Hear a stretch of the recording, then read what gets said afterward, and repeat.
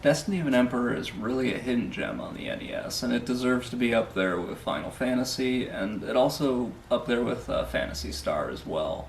It doesn't quite have the same graphics as those two, but it's a lot of fun to play. Now, the game loosely follows the history of China from the late 180 to about 270 AD. It doesn't follow it exactly, but it gets a lot of the key points in just to keep a little bit of historical accuracy. Now, this is kind of a weird one because it was published by Capcom, and they're not really known for historical games. I don't know why Capcom published it, and it wasn't done by Koei, since Koei had more of a track record with historical games. But anyway, it's still a really great game.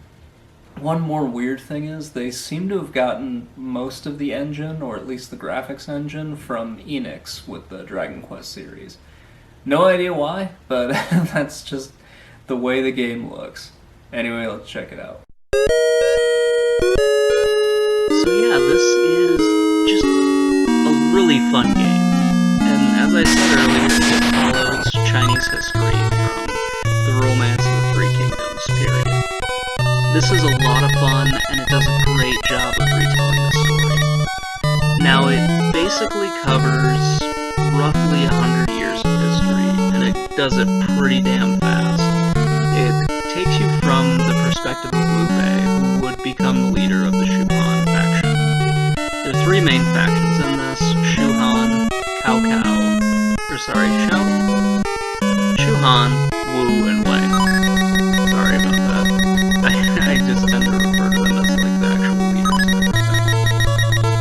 But those three are like the major factions. They don't emerge quite yet, so this does follow history fairly well, where those three have to eventually figure out what's going on, and eventually try to consolidate power.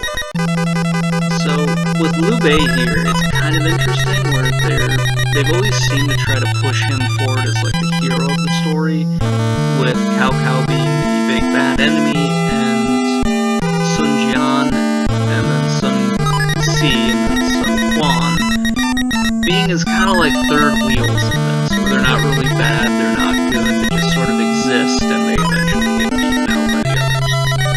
Which kind of happens in history, to be perfectly honest. The Wu faction was like the last of the three, if I remember my history correctly, but you're not here for a frickin' history lesson. Anyway, you start out with the Yellow Turbans, which the game calls Yellow Stars for reasons.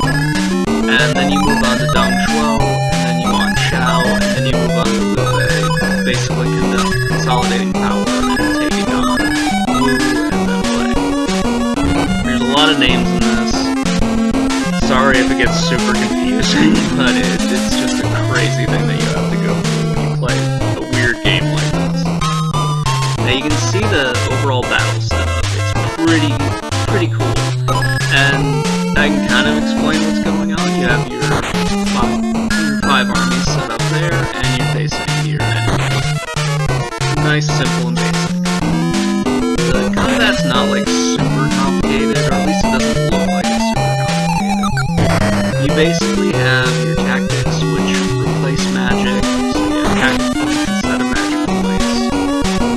It works. I cannot possibly tell you what the spells mean, or what they do. I couldn't tell you what's a fire attack, I couldn't tell you what is a water attack. I can tell you what the heal spell is, I can tell you what one of the attack spells are, and I can tell you the spell that you need to cancel out your enemy spells. You basically run the gambit on all of the magic that you have. Everything that you would have in a traditional RPG is in those tactics. So you can get like confusion spells where you cause your enemies to attack each other, or you can get them to where they distrust each other. And the enemies can do this to you as well. There's also a freakishly annoying instant kill spell, which I hate. I just absolutely hate it. I don't know why it's in the game. It doesn't need to be in the game, but it's there. It makes things more complicated at the end of the game, which is nice, but I still absolutely hate it, and it's one of the many reasons why I just was losing my mind on the last two battles. and it doesn't make a whole lot of sense when you look at the way the game is set up. Your characters don't have hit points, they have soldiers, so each character is leading an army. So if you use that insta-kill, and it's meant to like behead the enemy general, which beheads your character, it would make sense if it was just hit points and then it kills your character off, but instead it kills your character, and then those 20 to 40,000 soldiers, or however many your character has, just disappear. Like they just wander off the battlefield. Now another thing that's kind of strange with this, and it's actually something that I hate a lot, and you see it here, they use those god-awful menu systems that I absolutely despise. I hate these so much. They don't need to be in any game as far as I'm concerned. It's just like Final Fantasy did the best. They came up with their system, where you just press select, it opens up one menu, you're good to go. Here, you open up a menu to talk to people, open up a menu to get to your items. All of your equipment is in your inventory along with your items, like your heal items. None of your heal items stack, and it's just a frickin' dumpster fire that I absolutely hate.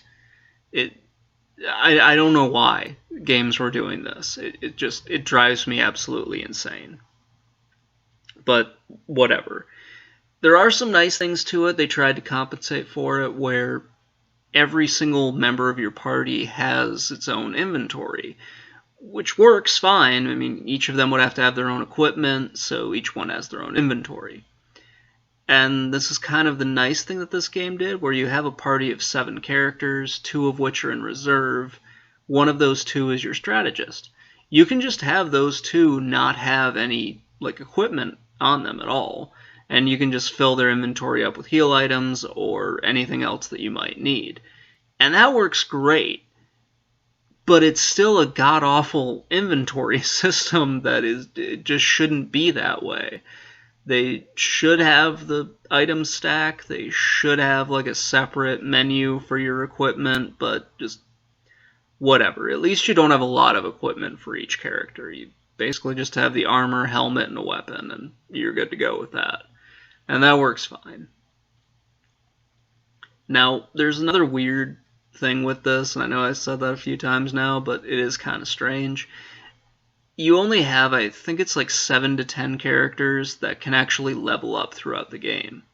So in order to get new party members, you have to recruit them from generals that you'll meet on your travels, or that you'll eventually have to recruit by defeating them in battle.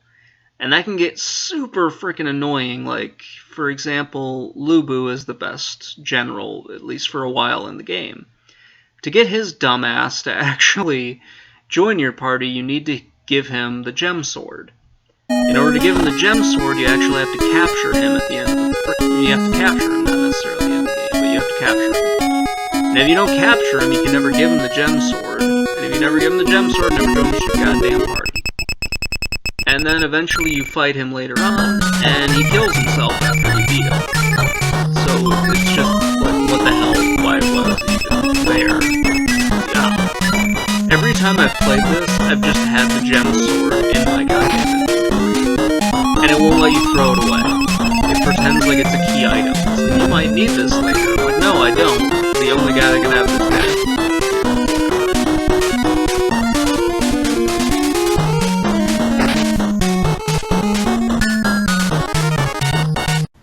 Now, I have to say, the ending of this game just absolutely kicked my ass.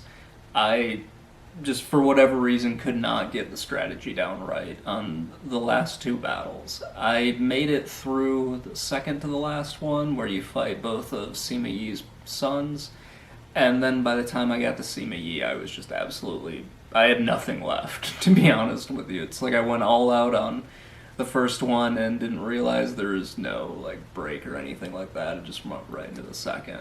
So this is a game that I'm still actively trying to beat, but I have enough that I could actually finish this thing up. And I do remember what the actual ending is supposed to be.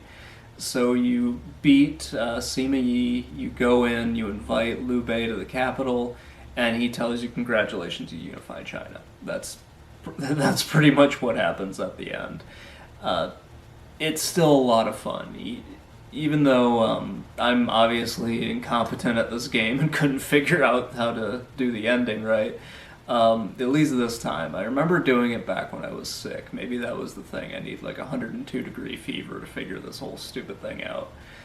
Anyway, this is a really awesome game, guys. If you get a chance to play this, definitely do so. A little bit of the backstory about how I found out about this game. I was messing around online back in like the late 90s or so, and this is around the time that I had started collecting video games as well.